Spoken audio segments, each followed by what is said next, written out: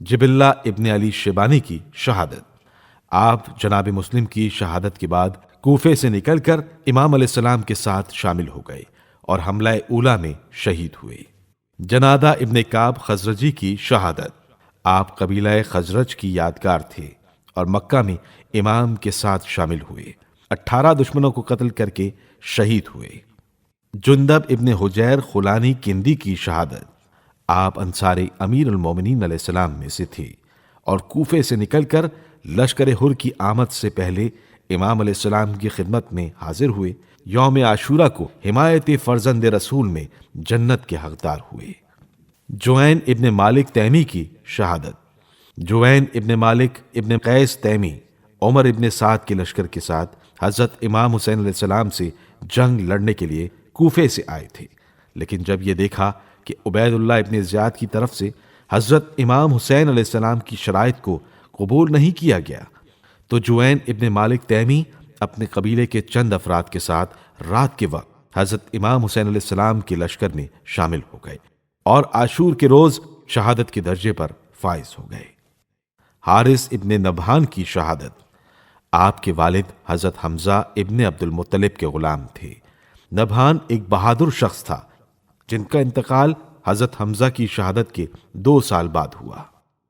اس لحاظ سے حارث کو حضرت رسول اللہ صلی اللہ علیہ وآلہ وسلم کی زیارت نصیب ہوئی ہے۔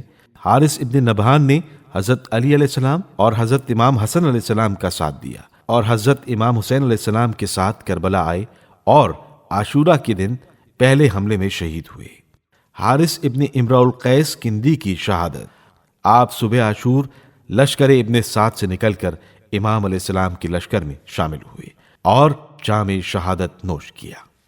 حجاج ابن بدر سعدی کی شہادت۔ آپ بصرہ کے رہنے والے تھے اور آپ کا تعلق قبیلہ بنی سعد سے تھا۔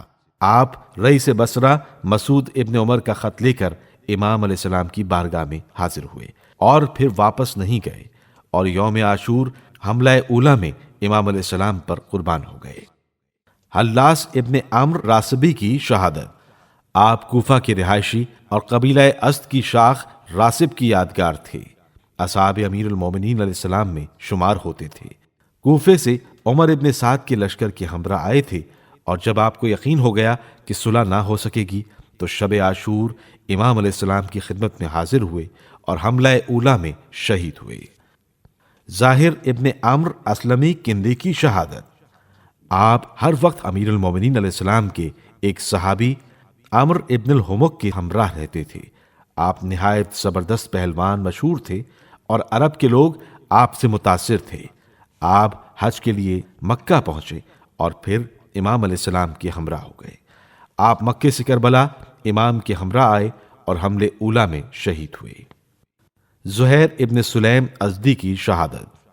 آپ قبیلہ ازد کے نمایاں فرد تھے اور شب عاشور جب لشکر یزید نے امام حسین علیہ السلام کو شہید کرنے کا قطعی فیصلہ کر لیا تو وہاں سے نکل کر اصحاب حسین کی طرف آ گئے اور آپ کی نصرت کرتے ہوئے حملہ اولا میں شہید ہوئے۔